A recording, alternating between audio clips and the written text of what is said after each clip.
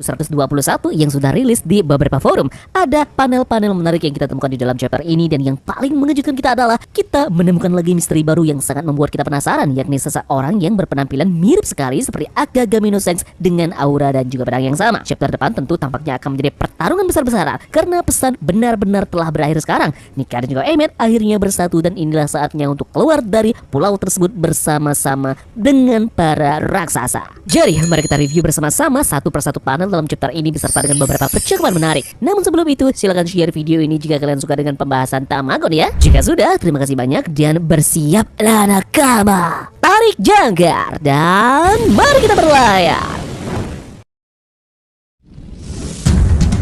One Piece chapter 1121 kita kali ini mendapatkan judul Pasang Surut Zaman. Dalam chapter kita kali ini mendapatkan color sprint yang memperlihatkan cantiknya Nami dalam wujud raksasa, ditemani oleh kru bajak laut topi jerami yang sedang makan dan juga minum minuman yang manis. Biasanya di dalam color sprint ini ada beberapa petunjuk yang udah Sensei sematkan di dalam gambar ini.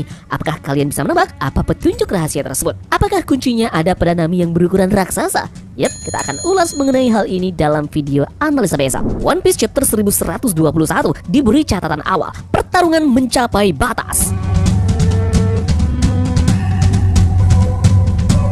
Awal chapter diperlihatkan bagaimana kisruhnya kondisi yang terjadi di Pulau Aegir yang benar-benar sudah hampir mencapai klimaks. Para Gorosei turun untuk menghentikan kapal bajak laut raksasa dan juga kapal bajak laut topi jerami untuk keluar dari pulau tersebut. Terjadi ledakan di mana-mana dan pertarungan habis-habisan pun segera dimulai. Kondisi awal yang kita dapatkan di dalam chapter ini yakni kapal dari bajak laut raksasa yang diserang oleh Saint Saturn. Target dari Gorosei ini adalah mengincar Kuma dan juga Bonnie yang sudah berada di kapal tersebut. Luffy berkata, cakar itu dilapisi racun, jadi jangan biarkan itu menyentuhmu. Para marinir juga terus membombardir kapal dari para raksasa. Raksasa mulai mencoba untuk menghindari serangan meriam yang bertubi-tubi tersebut sebisa mungkin. Namun tentu serangan sengit ini keterlaluan dan terlalu masif. Luffy lantas kemudian mempersiapkan dirinya untuk menyerang Saturn dengan mode Gear 5. Namun pada saat dia mau mempersiapkan pukulannya, dia melihat Bonnie yang sudah mulai berubah dirinya menjadi wujud Nika lagi. Pukulan dari Luffy ternyata berhasil untuk menepis kaki beracun yang akan mengenai Bonnie. Bonnie dalam wujud Nikanya sudah mempersiapkan serangannya melompat tinggi dan menatap Saturn dengan benar-benar marah. Oke, kita ke halaman berikutnya. Pesan dari Vegapunk berlanjut di sebuah negara. Vegapunk mulai berbicara. Hari di mana abad kekosongan akan terungkap pasti akan tiba. Hal yang menyebabkan senjata bencana buatan manusia membuat benua terpecah belah di seluruh dunia sampai sekarang masih bisa digunakan. Itulah kebenarannya, karena hubungan sebab dan akibat dari sejarah, kepunahan ras langka selalu diinginkan. Nah, setelah itu pun kita diperlihatkan beberapa ras langka yang ada di dunia One Piece yang terhubung dengan pesan dari Vegapunk tersebut. Ras langka ini benar-benar selalu diinginkan musnah dari dunia. Beberapa flashback pun muncul, dimulai dari ras bukanir milik Kuma. Dalam sebuah laboratorium, Kuma bertanya kepada Vegapunk. Kuma bilang, apakah darahku ada bedanya dengan darah manusia? Berlanjut ke flashback dari Marco yang mengingat perkataan dari Shirohige. Dahulu kala di atas Red Line ada tanah para dewa, atau begitukah sepertinya? Flashback lanjut ke arah dari Kaido yang bertanya ke King, apakah kau dari ras Lunarian? Jika ingatanku benar, memberitahu pemerintah tentangmu akan menghasilkan keuntungan. Aku bisa mendapatkan hadiah 100 juta berry. Ada juga flashback dari Pudding yang sepertinya dibully oleh beberapa anak. Lihat dia memiliki 3 mata.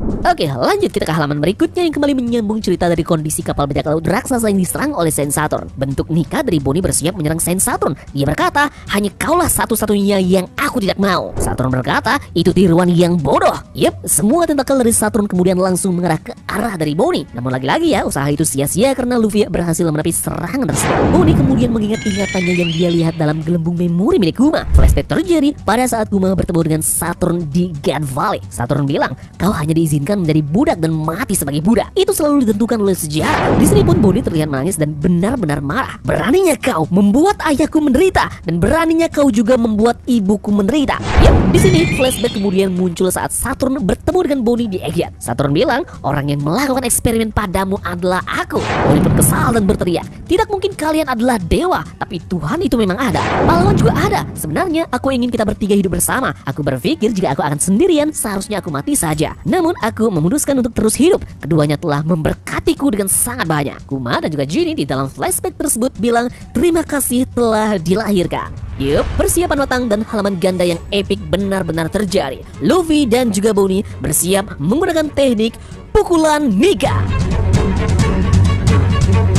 Pesan Vegapunk kembali berlanjut. Vegapunk berkata, kalau terjadi sesuatu, aku ingin kalian semua melindungi diri kalian sendiri. Apapun yang terjadi, aku yakin akan kebijaksanaan. Aku percaya pada Saints. 25 tahun yang lalu Shirohige meninggal 2 tahun yang lalu. Jatuhnya legenda ini baru saja memunculkan fajar era baru. Saat ini tak peduli seberapa keras orang lain mencoba menahan mereka, masih ada orang-orang yang tidak dapat dibendung. Mereka lah yang paling mendekati kebenaran. Semua ini tentu pasti diatur oleh Roger. Namun itu tidak dijamin bisa didapatkan oleh orang yang diharapkan Joy Boy. Nah, pidato ini pun disaksikan oleh beberapa karakter-karakter seperti Iceberg, Duo Humans, dan Hardas di Wetteria. Kita lantas melihat efek yang dihasilkan dari kombinasi serangan Luffy dan juga Bonnie. Tubuh dari Saint Saturn dalam mode yokai hancur berlubang di mana-mana, membuat sang yokai ini terjatuh ke laut.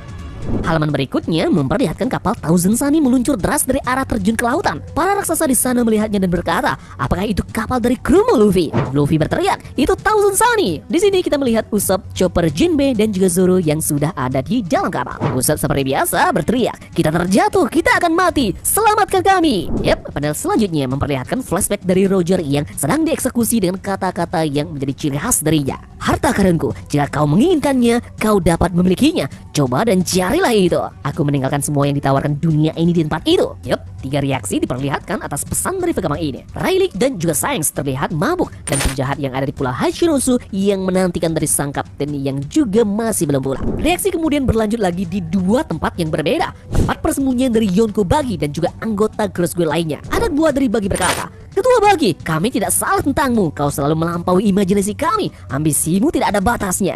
Nah, sementara itu di markas Angkatan Laut, para marinir di sana juga bereaksi. Kita tak boleh membiarkan hal ini terjadi jika kita dapat menemukannya terlebih dahulu. Yep, kita pun sampai di halaman terakhir One Piece chapter 1121. Kata-kata pidato terakhir Vegapunk berbunyi, tidak ada cara untuk menghentikan ini lagi. Nasib dunia akan dipercayakan kepada orang yang akan mendapatkan One Piece.